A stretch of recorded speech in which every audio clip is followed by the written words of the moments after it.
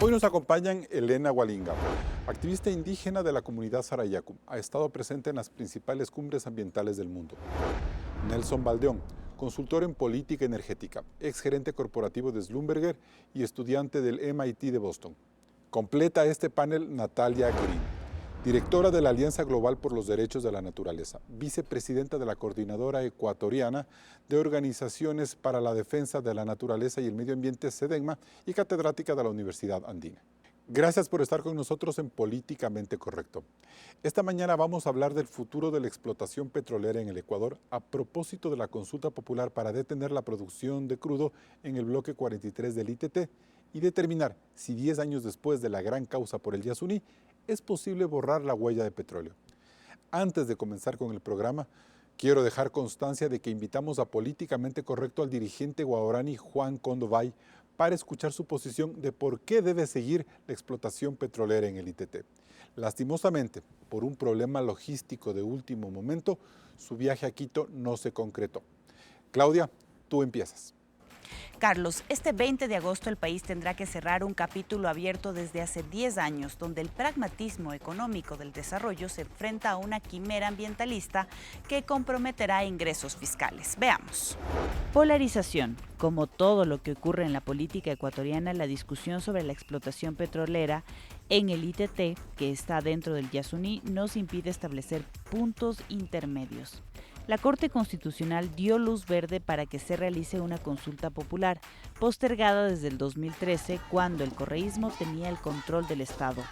Por eso, este fallo es un triunfo para los yasunidos y los sectores ambientalistas que buscan dejar de producir el bloque 43 del ITT en el plazo de un año. Sin embargo, los sectores productivos y aquellos que vigilan las escuálidas arcas del Estado advierten que el ITT aporta con 1.200 millones de dólares anuales a una economía que apenas se ha recuperado de la pandemia y tendrá que hacerle frente al fenómeno de El Niño. La consulta bien zanja un viejo dilema político, pero puede generar un nuevo conflicto económico, pues será traumático detener una operación petrolera que ya lleva varios años generando ingresos. Y porque el Ecuador, en los paros de 2019 y 2022, estuvo al borde del estallido social, al oponerse a que los gobiernos suban el precio de los combustibles, medida inevitable si dejamos de extraer crudo. Por todo esto, Carlos, vale preguntarse si la decisión de consultarle al país 10 años después sobre qué hacer con el petróleo del ITT es la políticamente correcta. Inicias el debate. Gracias, Claudia. Y sobre la base de tu pregunta vamos a desarrollar todo el debate, el panel del día de hoy. Y empezamos pues precisamente con Elena Hualinga. Buenos días, bienvenida a Políticamente Correcto. En ese sentido, Elena, ¿por qué es necesaria una consulta popular 10 años después, cuando ya la explotación petrolera avanzó en el ITT? Primeramente, creo que hay que recalcar que nunca se dio una consulta en los pueblos indígenas en donde se está explotando el petróleo hoy. Es decir, la actividad petrolera que hoy existe en el Yasuní de por sí va en contra de la Constitución, va en contra del derecho a la consulta de los pueblos indígenas. Y hoy tenemos la oportunidad de cambiar el rumbo de eso, mediante la participación directa, mediante la democracia directa. Ok, este tema de consulta me parece interesante apuntarlo, pero ¿qué efectos, o sea, cómo ponemos en una balanza el deseo de que unas poblaciones sean consultadas frente al hecho de que ya hay una industria, ya hay unos recursos que provienen de ese ITT y que apagar esa llave le puede generar más complicaciones al Estado ecuatoriano en general?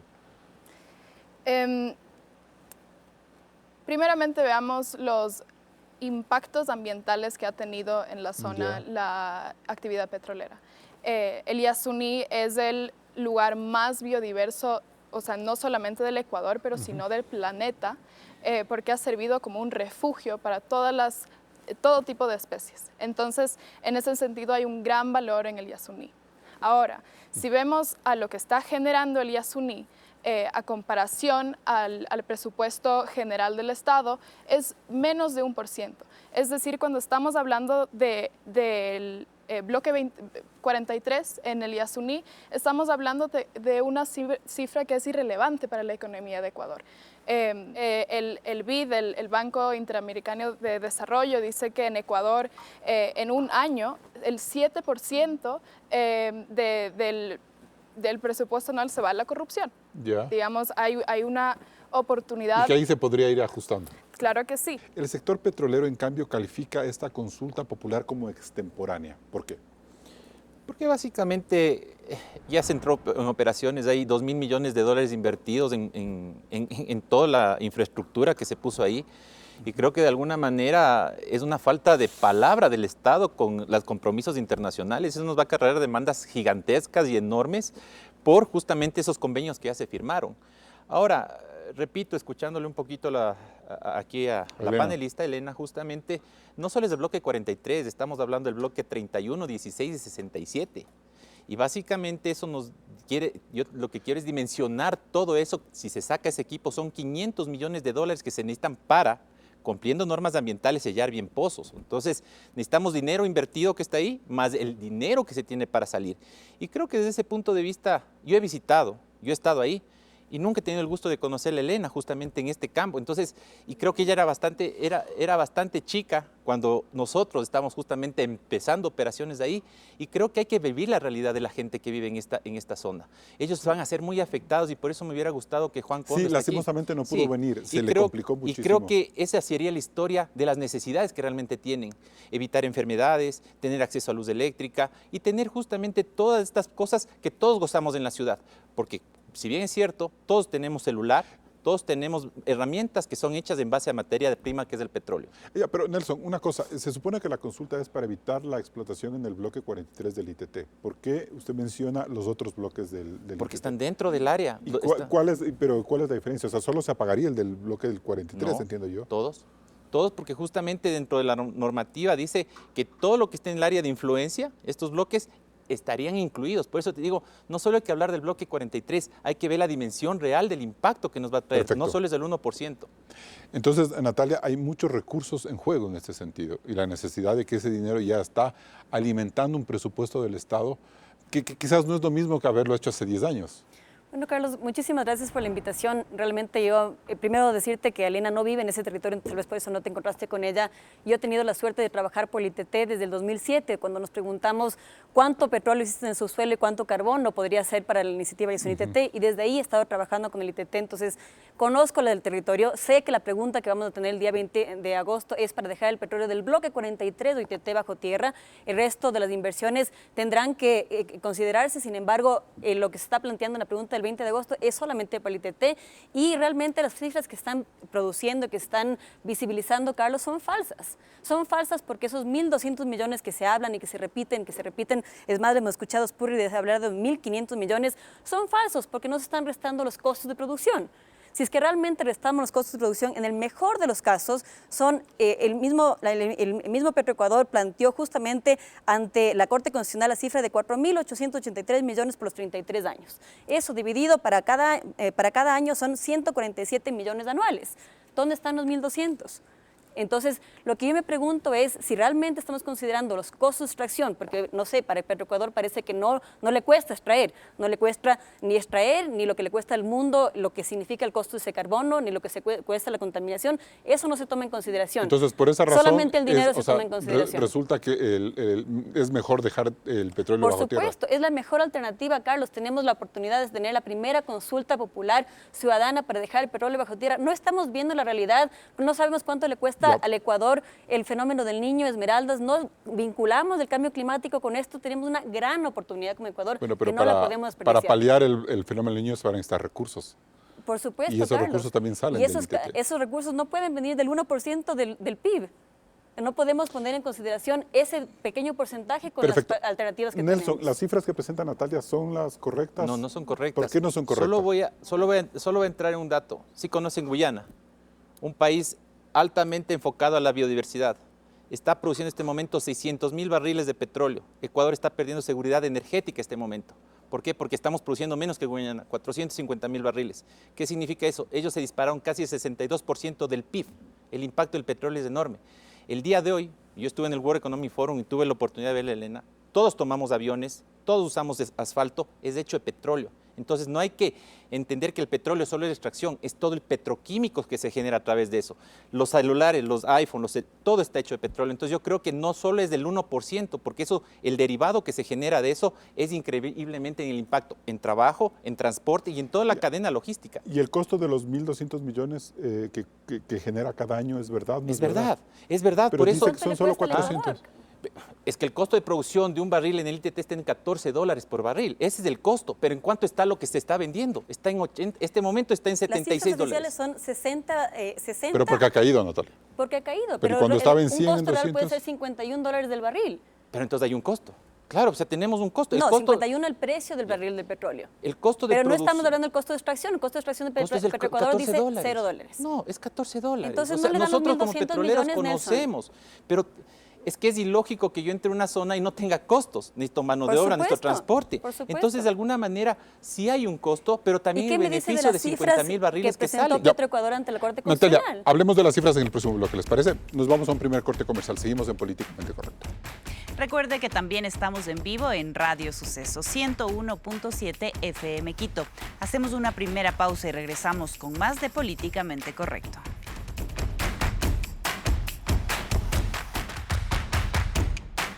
Seguimos en Políticamente Correcto. Natalia Green, dar un año de plazo para detener explotación petrolera en el ITT no es atentar contra la seguridad jurídica del país. ¿No es muy corto el tiempo que fijó la Corte Constitucional? No, no es muy corto. Es más, esperamos que eso se cumpla, porque, por ejemplo, tenemos ya sentencias para pagar los mecheros de los bloques petroleros que todavía no se cumple. Es decir, espero que se logre cumplir ese plazo. Y no es muy corto, Carlos, porque realmente nosotros hemos venido trabajando por ese tema por más de 10 años a los Días Unidos, a los 877,000 personas que firmaron por esa consulta popular y que se hizo fraude. Tenemos 10 años de que se han violado esos derechos, entonces no es un tiempo corto, es un tiempo que es previsible, que se puede dar. Y además entendamos, Carlos, que se está declinando la producción petrolera en todo el país, inclusive en ITT. Hemos tenido al mismo ministro de Energía hablando que es brea lo que se saca. Claro, pero es un problema también de gestión y de eficiencia, o sea, porque ha habido una mala política petrolera de este gobierno, pero si no fuera ese el caso, pues quizás tuviéramos... ¿Cuándo ha habido una buena política petrolera? Del 2016 al 2022 han habido 22 derrames petroleros solamente en el ITT, Carlos. Entonces, no solamente considerar cuánta plata le llega, la poca plata que le llega y a quién. Vistazo hizo una entrevista, una publicación donde plantea quien ha ganado por la explotación del ITT ha sido las empresas chinas. Entonces no es el Ecuador que está ganando. Usted hace la pregunta, ¿gana o pierde el país? El país pierde, Carlos. Sacando el petróleo. Sacando el petróleo del ITT, Perfecto. El país pierde. Tenemos que ganar esa consulta. Nelson Baldeón, ¿cómo se cierra en un año un campo petrolero? No creo que es tiempo suficiente, ya que solo el cerrar, sedimentar todo el pozo para que no haya futuros leaks, filtraciones y todo eso, estará aproximadamente tomando unos 4 o 5 meses. Y son casi 250 pozos los que ya están perforados. Entonces yo creo que desde ese punto de vista también el tiempo no es suficiente. Y segundo, si bien es cierto, sí, hay empresas de chinas, pero también hay empresas que les dan servicios a las chinas, que son empresas norteamericanas, de otros países que tienen tecnología de perforación vertical que llegas a 12, 13 kilómetros. Entonces, que ganan de eso. Pero, no pero es el negocio, también no son monjas de la caridad. Yo creo que tú también necesitas un sueldo para vivir, porque si no tendríamos que vivir en la calle. O sea, te digo sinceramente, todo en la vida se tiene que ver una manera de rentabilidad. Si el carbono lo viéramos rentable, fuera así. O sea, igual, entonces, por eso te digo, yo lo que te quiero invitar a reflexionar es que el negocio es un petróleo como todo. Y todo justamente está enfocado a la rentabilidad, pero la ventaja es que la industria petrolera, entendido de los desastres naturales inmensos que han habido, que son los que más se han publicitado, pero no se han visto los beneficios que tiene. Mire, el tema petrolero no solo es el tema de la perforación para los pozos, estás hablando pozos de aguas, incluso rescate de gente y hasta la misma tema de la minería, que te repito, sin eso no tuvieran la comunicación, no estuviéramos transmitiendo este programa. Es más, gracias al diésel, que yo sé que es contaminante, se está buscando maneras alternativas, se cargan los celulares, porque nuestra matriz productiva de energía también está basada Nelson, en tema de esa diésel. es una conversión injusta, porque en el Ecuador, la Agencia Internacional de Energía plantea que el 1/3 de las reservas mundiales de petróleo tienen que quedarse bajo tierra para que no colapse la humanidad y el planeta. ¿Por qué explotar en el lugar más biodiverso del planeta? El petróleo para tu celular puede venir tranquilamente de Arabia Saudita. ¿Por qué tiene que venir del lugar más biodiverso del planeta? Porque es más costoso. En términos de costa. Me estás diciendo que sacar Mira, brea nunca es brea. Lastimosamente ese comentario del señor ministro creo que se ha distorsionado. Pero el eso dijo petróleo no es ministro. brea. Si tú haces craqueo, Es lo puedes 8 utilizar de API. materia, favor. incluso básicamente de lo que es asfalto, que necesitamos justamente para transportarnos de una mejor manera, incluso del oriente para acá, si vienes en carretera. Entonces, mira lo que dijo hoy de mañana el CEO de BP. No se va a explotar petróleo porque mientras exista demanda, nosotros vamos a seguir explotando. Si dejamos de consumir, me voy a tu lado. Pero estamos consumiendo 100 millones de barriles Hay al día que de dejar todo de el mundo. consumir. Y lo nuestro es, con la bajada de producción que tú mismo mencionaste de 550.000 a 450.000, somos muy chiquitos para Gracias, decir que vamos a Nelson. dejar de explotar. Elena, usted mira la crisis, o mejor dicho, ha mirado este activismo desde la comunidad Sarayaku, que está más hacia el centro, en la zona oriental del país, con mucho ímpetu y con mucha fuerza. Pero hay sectores, y lastimosamente hoy día no pudo venir Juan Condovey, que es de la comunidad guaraní, y ellos se oponen a que el bloque ITT deje de producir, porque para ellos la producción petrolera es quizás la cosa más cercana para poder tener atención y estar cerca del Estado.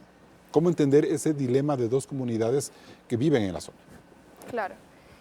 Primeramente, hoy en la mañana, la NAHUE tuvo una rueda de prensa en donde se pronuncian a favor de la consulta, a favor del sí en la consulta. Pero creo que también es importante que entendamos que la división siempre ha sido una estrategia del Estado, siempre ha sido una estrategia de la industria petrolera. O sea, dividir a las comunidades, dice usted. Exactamente. Ya, ok. Es algo que nosotros vivimos en Sarayaku y es algo que vemos, es algo que vemos en la mayoría de comunidades en donde se pretende hacer explotación petrolera. Ahora, Nelson, me hablaste de compromisos internacionales que Ecuador tiene, pero Ecuador también tiene compromisos internacionales cuando se trata del cambio climático. Y el cambio climático no solamente es una responsabilidad de Ecuador hacia al mundo internacional, sino también a los mismos ciudadanos de Ecuador. O sea, aquí en Ecuador podemos ver varios ejemplos de cómo el cambio climático está afectando al pueblo ecuatoriano. Lo vimos en Sarayaku con las inundaciones que nunca hemos visto. Lo estamos viendo en Esmeraldas ahorita, de que miles de personas están sufriendo sobre las inundaciones, el aluvión de Quito, lo que pasó en Alausí. La lista es larga, pero también estabas hablando de luz en la Amazonía, cuando la gente en la Amazonía ni siquiera tiene agua potable. En lugares en donde el petróleo se ha extraído por más de 30 años, no tienen agua potable hoy.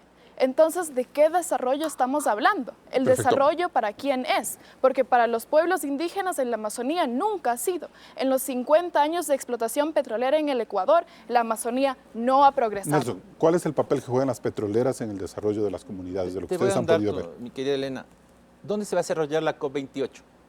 Solo dime dónde. En Dubái. En Dubái. ¿Y qué es Dubái?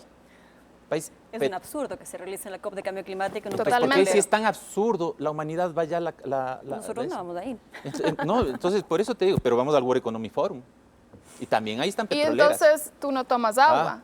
Tú no tomas agua, tú no tomas, Pero es que tú cambia no la- Pero, a ver, respiras aire puro. lo O que yo- sea, a ver, es que es Elena, un argumento sí, que no... Elena, lo que yo quiero es un poco no llevar el debate en contra de Nelson, porque él está ahorita sin la otra persona, es más bien un tema conceptual. O sea, él está explicando una visión, entonces yo lo que quiero es que enfoquemos eso el debate.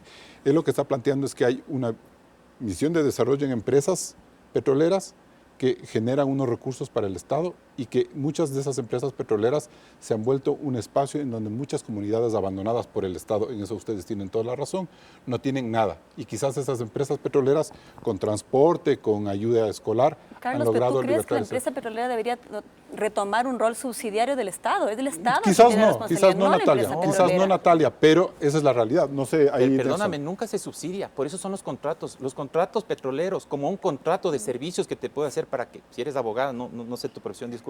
Politóloga. ¿Ah? Politóloga. Politóloga, di tú que te haga una consulta. Yo necesito hacer un contrato, no me estoy subsidiando ni aprovechando de ti. Si llegamos a un acuerdo con el Estado es que tenemos que ganar, para eso es el tipo de contrato y es a nivel global.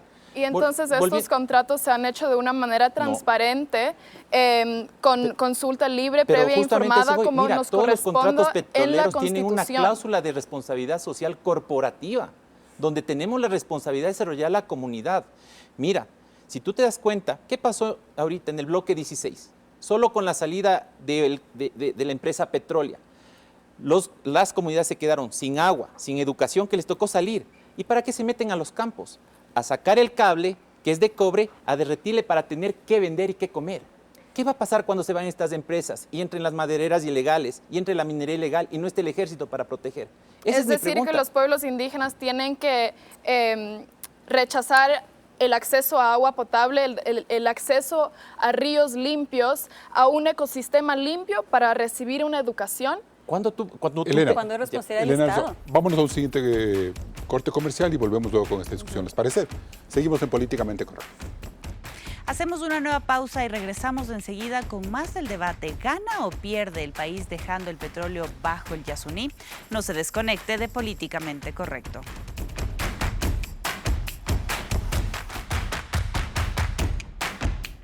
Varios han sido los argumentos mostrados en los últimos días sobre la conveniencia o no de dejar el petróleo bajo el Yasuní, y sobre ellos tendremos que decidir en las urnas. Quienes apoyan el sí aseguran que su lucha hace 10 años buscaba dejar intactas las 100 hectáreas del bloque ITT que están en el Yasuní.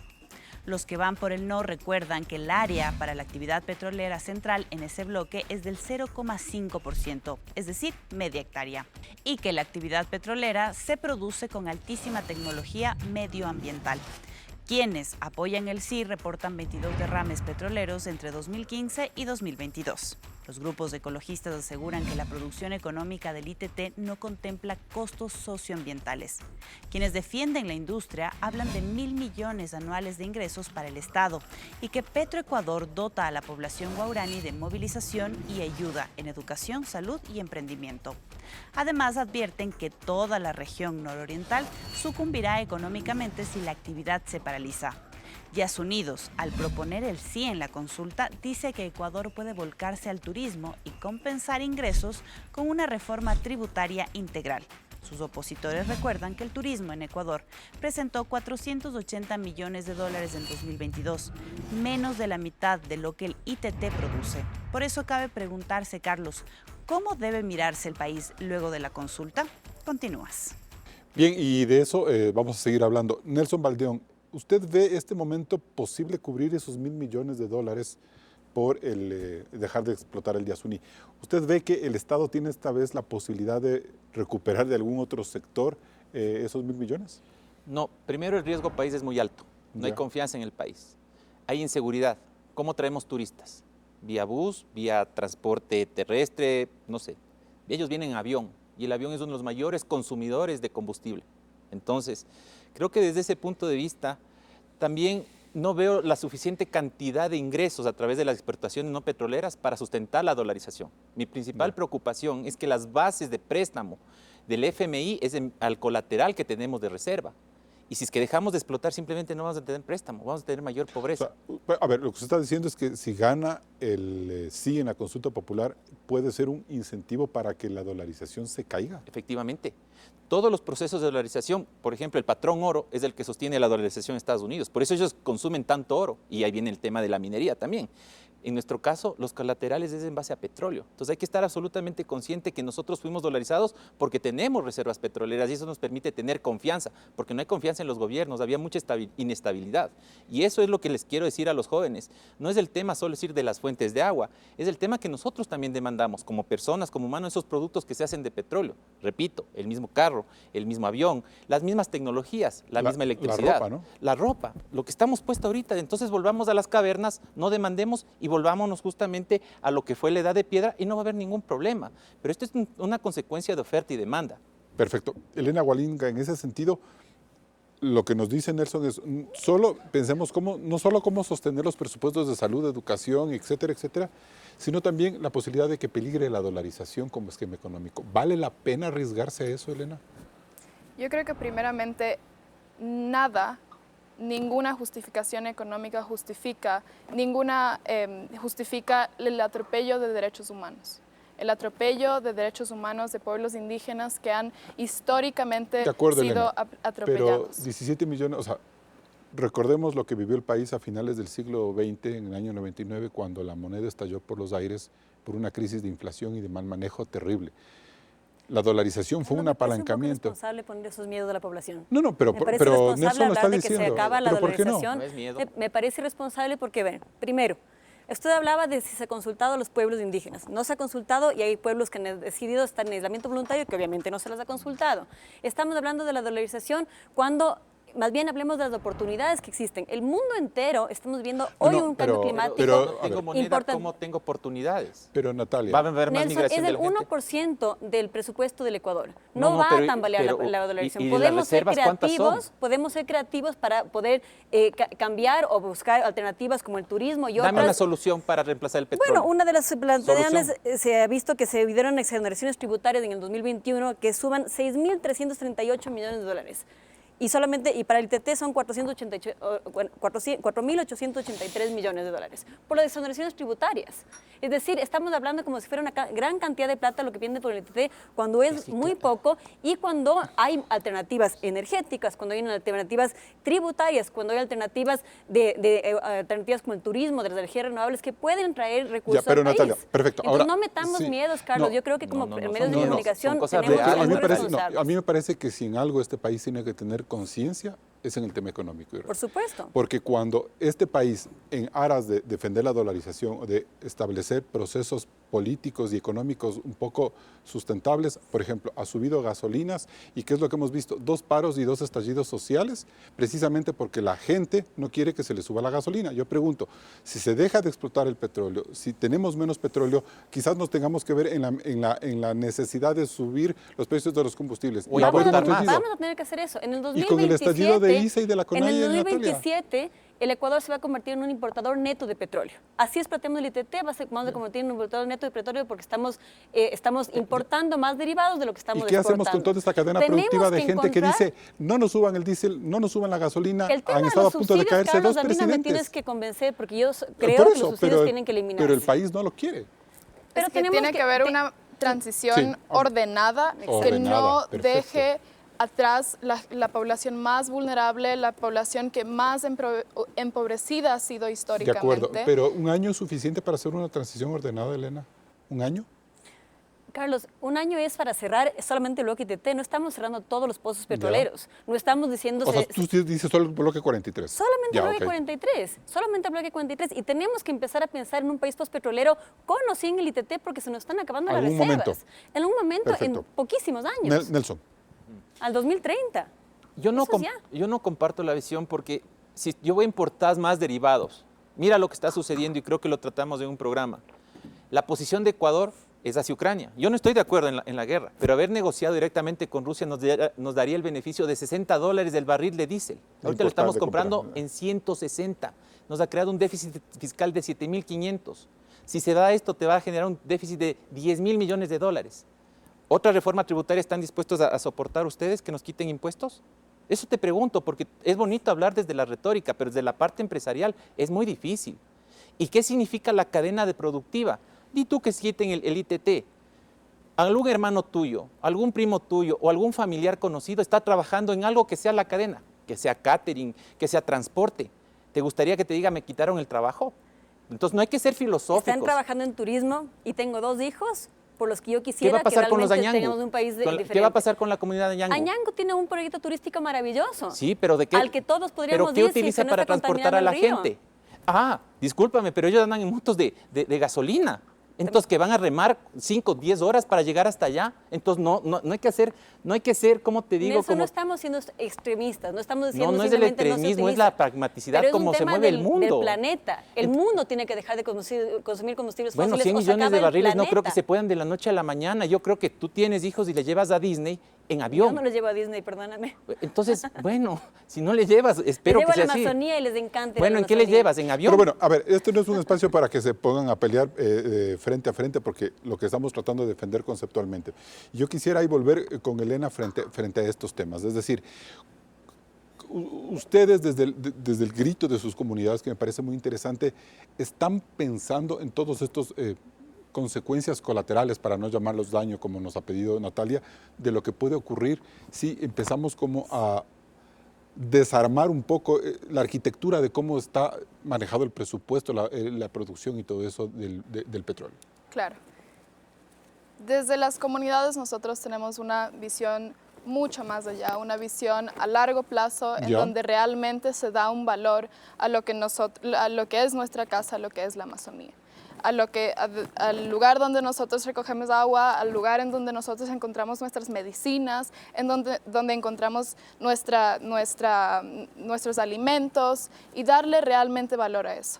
O sea, estamos hablando, específicamente en el caso del Yasuní y del ITT, en el bloque 43, estamos hablando no solamente del pueblo Waorani, pero también los pueblos en aislamiento voluntario. Es decir, vamos a dejar que el Estado y la industria petrolera cometa estos crímenes contra una población que está tan vulnerada. Las petroleras van a cometer siempre esos crímenes, o sea, así tenemos que plantear sin ser extremistas, como nos decía Natalia, es decir, empresa petrolera es sinónimo de cometer crímenes contra las poblaciones, así de directo. Hasta hoy en día eso es la realidad. ¿Ya? Y hasta hoy en día la industria petrolera ha sido la mejor manera para cometer actos no solamente criminales, pero de corrupción en este país. Perfecto. Bien, nos vamos a un siguiente corte comercial y seguimos en Políticamente Correcto. También estamos en vivo en ecuavisa.com. Puede visitar el micrositio y revisar este y todos los programas de Políticamente Correcto. Además, seguirnos en nuestras redes sociales. No se desconecte.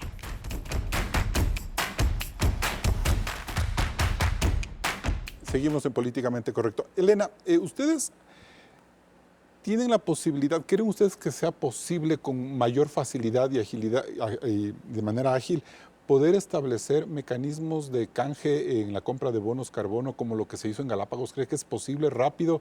¿Se podría tener un canje anual de $1.000 millones, por ejemplo, como para mantener, para suplantar el ingreso del ITT con este tema ambiental? Si me preguntas, Carlos, si es que es posible, yo creo que en la realidad que tenemos hoy, sí es completamente posible. Pero creo que desde la posición de las comunidades nosotros también hemos visto que estos recursos siempre llegan a manos de la gente que no vive en la Amazonía. Llegan a otras personas y normalmente incluso, como hemos visto con el petróleo, las ganancias, los recursos nunca han ido a la Amazonía.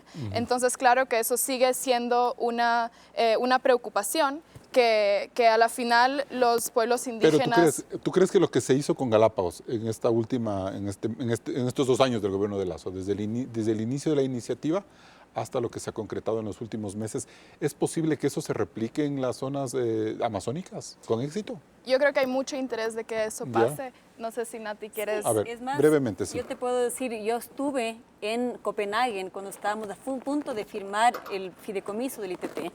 Y todos los gobiernos estaban... Hace 16 años, creo, ¿no? No, eso fue en el 2009. 2009, ya. Y estaban todos dispuestos a firmar, estaban entusiasmados de que finalmente hay un país biodiverso que decida dejar el petróleo bajo tierra en el comienzo de una crisis climática. Hoy, 2023, ¿no es cierto?, hay mucho más apertura, porque el cambio climático está encima nuestro, de que haya compensaciones a los países. Desgraciadamente perdimos una gran oportunidad con la iniciativa ITT que se cerró en el 2013. Sin embargo, hay una gran oportunidad para poder compensar a las poblaciones indígenas. Sí es posible, por esos bosques. A pesar de que ya se posible. explotó esa zona, hay sí es posible. Hay un gran financiamiento climático que existe y que está disponible, y que el Ecuador, al ser el país que deje el petróleo bajo tierra, va a poder atraer ese financiamiento. Nelson, ¿es posible hacer eso? ¿Es fácil suplantar el negocio del petróleo con el negocio del carbono vía bonos? No, porque, te repito, yo me fijo en la oferta y demanda. Si son 100 millones de barriles al precio que está, ¿cuánto dinero es eso?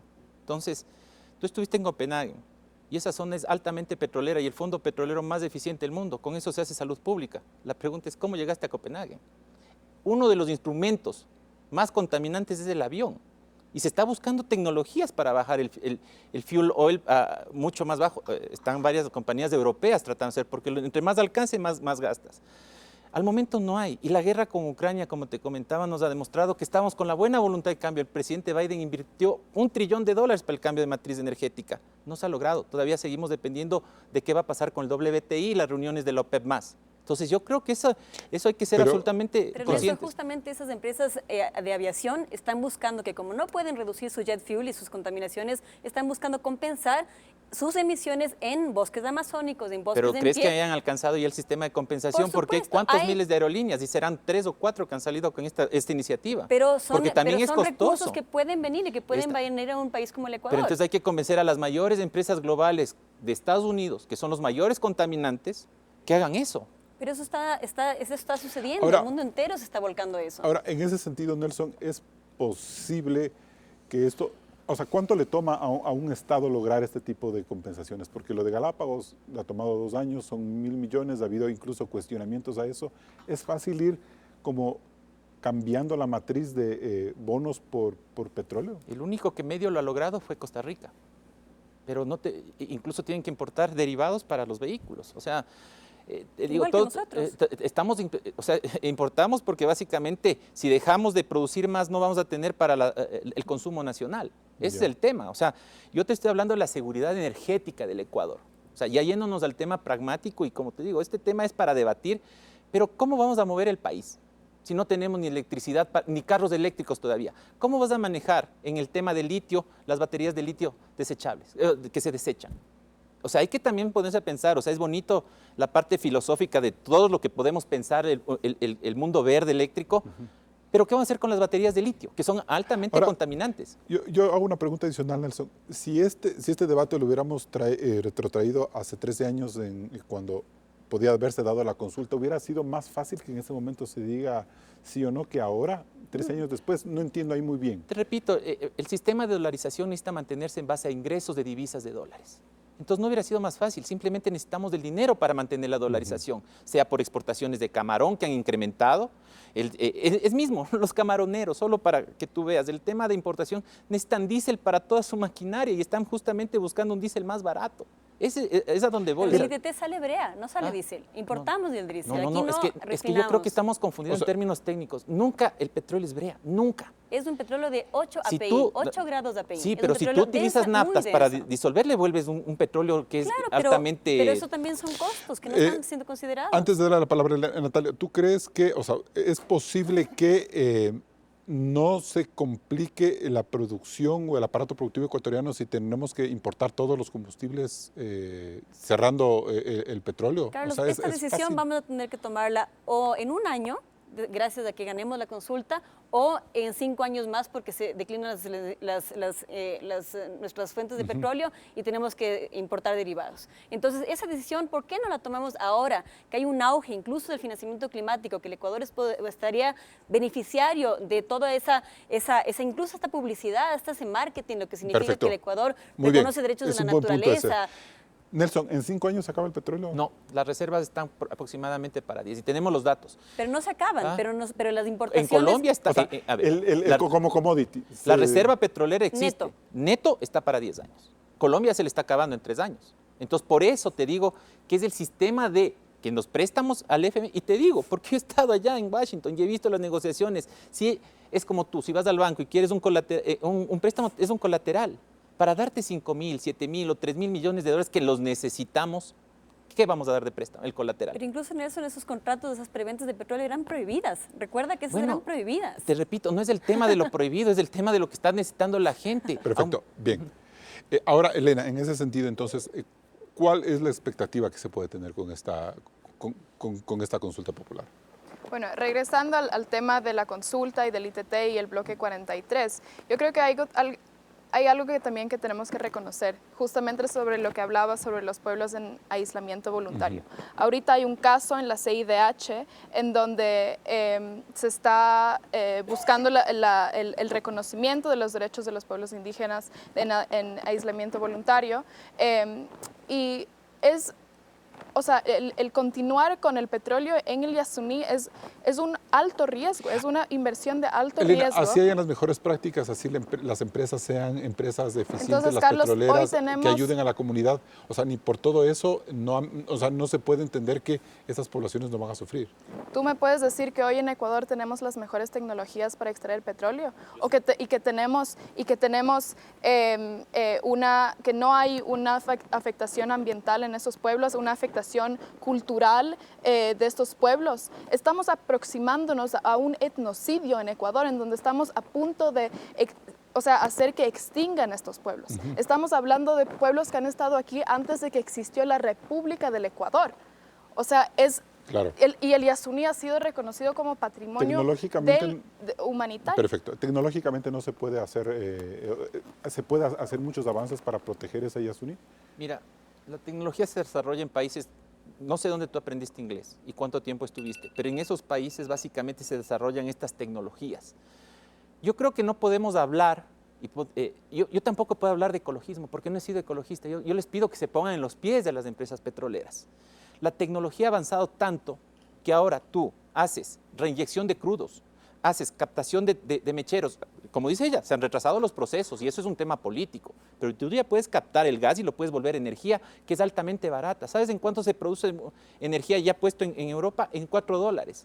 Y nosotros podíamos venderle a España en 28. Esas sí son alternativas. 9 niñas, todas con familias con cáncer, después de que la sociedad civil planteó una demanda para que los mecheros se apaguen. No fue una decisión de las Mira, aquí también la gente de cáncer. Yo creo que Quito, con todo su parque automotor, contamina más que los campos petroleros. Así de sencillo. Y esta es la ciudad. Entonces, acá también vivimos con cáncer, enfermedades respiratorias y no estamos produciendo petróleo. Aquí estamos consumiendo, como tú dices, derivados, diésel y todo, que es parte del ciclo económico. Lo que están haciendo las petroleras es descarbonizar. Nos vamos a un siguiente corte comercial.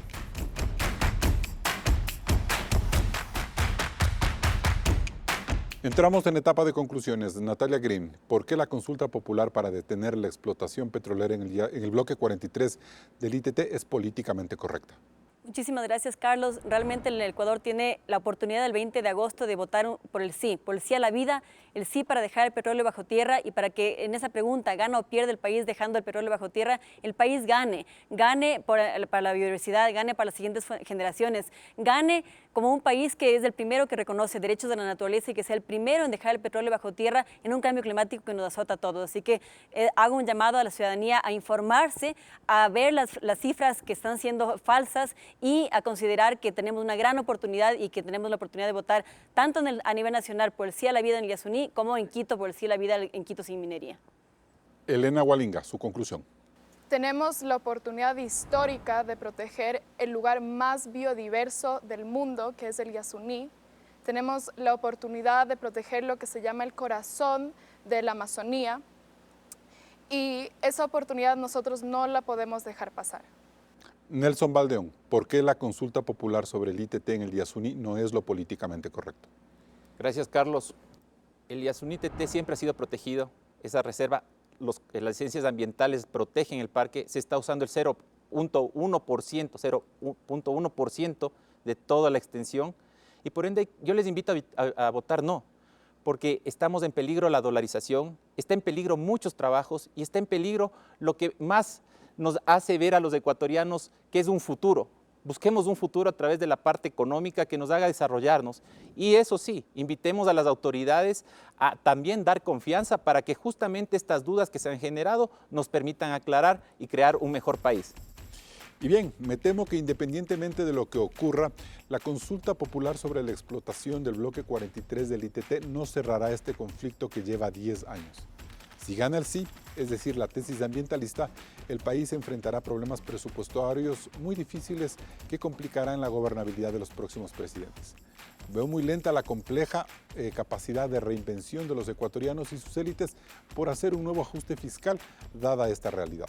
Es que ni siquiera el país ha podido ponerse de acuerdo con el subsidio millonario a los combustibles que contaminan y que en cada alza hay un estallido social.